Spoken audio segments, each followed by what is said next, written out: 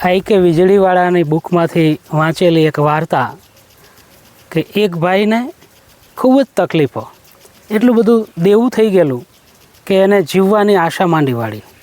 એને એવું થઈ ગયું કે મારે બસ હવે જીવવું નથી, આત્મહત્યા કરવી છે. કેટલા દુઃખ મારા ઉપર પડેલા છે. અને એ ભાઈએ આત્મહત્યા કરવા માટે કોઈ દવા પી લીધી. હવે બને છે એવું કે દવા પીધા પછી એ મરવાના બદલે કોમામાં ચાલ્યો જાય છે. અહીંથી એને તાત્કાલિક ઘરમાંથી હોસ્પિટલમાં એડમિટ કરવામાં આવે છે.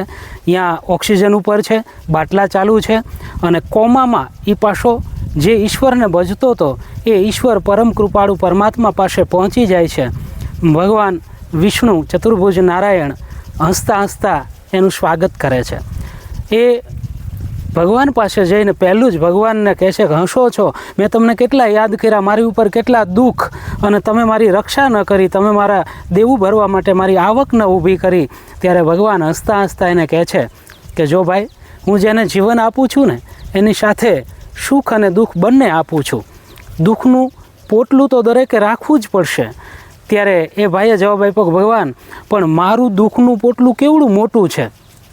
તો ભગવાન કહે છે કે ભાઈ, દુઃખ તો દરેકને હોય જ. મનુષ્ય જીવન જેને મળે છે અને દુઃખ સાથમાં હોય જ છે, એની વચ્ચે જીવતા શીખવાનું હોય છે. ત્યારે પહેલો માણસ કહે છે પણ ભગવાન, મારું પોટલું કેટલું મોટું છે. તો એની નજર ભગવાનના ચરણોમાં પડેલા પોટલામાં પડી છે. એક પોટલું ભગવાને કહ્યું, તો પછી તને આમાંથી ગમે એ પોટલું તું લઈ જા. બધાના દુઃખના પોટલા અહીંયા જ પડ્યા છે. ઉપર દરેકના નામ લખેલા હતા.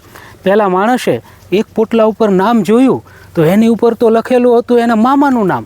એને થયું, ઓહ, મારા મામા તો કેટલા બધા સુખી છે, મારા મામાને 4 તો ગાડીઓ છે, બંગલો છે. એને એમ થયું મામાનું પોટલું લઈ જાઉં. પોતાનું પોટલું મૂકી અને મામાનું પોટલું જ્યાં ઊંચું કર્યું ત્યાં ઊંચું ન થાય.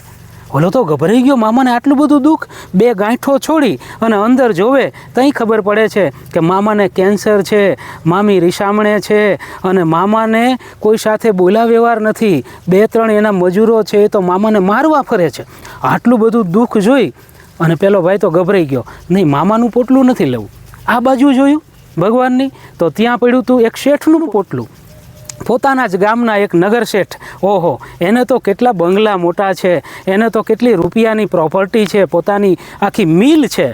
શેઠનું પોટલું ઊંચું કરવા ગયો તો એનાથી પણ ડબલ વજનનું પોટલું. અને એને થયું કે શેઠને શું વળી દુઃખ છે. આમ જ્યાં ખોલે છે ત્યાં ખબર પડે છે કે શેઠના છોકરાને ડાયાબિટીસ છે, શેઠને પોતાને કેન્સર છે, એક હાર્ટ એટેક આવી ગયેલો છે, અને શેઠને બેંકોનું 5 કરોડનું દેવું છે. એટલું જ નહીં, પણ શેઠના મોટા છોકરાએ નાના છોકરાને મારી નાખવા માટે તો સોપારી આપી છે. કારણ કે જો નાનો દીકરો મરી જાય તો બધી મિલકત એને આવે. ગભરાઈ ગયો કે આવું મારે પોટલું નથી જોતું. એવી રીતે સગા સંબંધીના 4-5 પોટલાઓ ઉચકીને મૂકી દીધા. દરેકના પોટલામાં પોતાના કરતાં જ વધારે વજન હોય છે. અને અંતે હારીને એ ભાઈએ પોતાનું પોટલું ખભે લીધું અને ભગવાનને કીધું કે ભગવાન, મારું પોટલું જ નાનું છે, આ લઈને હું જાઉં છું. તો ભગવાન કે કાંઈ વાંધો નહીં, જા. એ 15-20 ડગલા આગળ ગયો અને પછી એને અચાનક કંઈક ચમકારો થયો, લાઇટ થઈ, અને પાછો દોડીને ભગવાન પાસે આવે છે. ભગવાન પાસે આવીને ભગવાન મને એ કહો કે મારું પોટલું અહીંયા છે મારી પાસે, તો આ બધાના પોટલા અહીંયા કેમ પડ્યા છે. ત્યાં ભગવાને કીધું કે ભલામણા, હું તને એ જ કહું છું કે આટલું દુઃખ ચિંતાઓ હોવા છતાં એ બધાય પોતપોતાના પોટલાઓ મારા ચરણમાં મૂકીને જીવે છે, અને તું તારું પોટલું ખંભે લઈને ફરે છે. ત્યાં પહેલાંને લાઇટ થઈ કે જે ભગવાનને ભજીએ છે ને, ચિંતા બધી એને સોંપી દેવાય. એણે પોતાનું પોટલું પણ ભગવાનના ચરણોમાં મૂકી અને હસતા મુખે ત્યાંથી વિદાય થાય છે.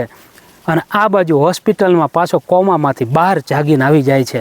અને જાગીને આનંદને પ્રસન્ન હોય છે. બધા એને જય સિયારામ, જય સિયારામ કરતો હોય છે. બધા કહે છે ભાઈ, તો દવા પીધી હતી, શું કારણ, શું ટેન્શન. પહેલાં ભાઈ એટલું જ બોલે છે કે જે થયું એ થઈ ગયું, હવે મરે એ બીજા, કારણ કે હવે મને સાચી રીતે જીવતા આવડી ગયું છે.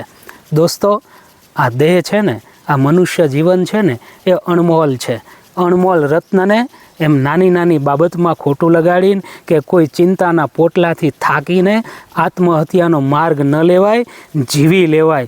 જીવવા જેવું આ સરસ મજાનું જીવન છે, અમૂલ્ય જીવન એમ કહેવાય. સંતો લખે છે કે 184ના ફેરા પછી આવો અણમોલ મનુષ્ય દેહ ફરી ફરીને મળે નહીં વારંવાર, હે ભાઈ તું ભજી લે ને કીર્તાર. કીર્તાનના ચરણોમાં ચિંતા, ઉપાધિ, રોગ, જે કાંઈ ઉપાધિના પોટલા છે એ બધા મૂકીને આનંદથી પ્રસન્નથી જીવતા શીખીએ. જય સિયારામ.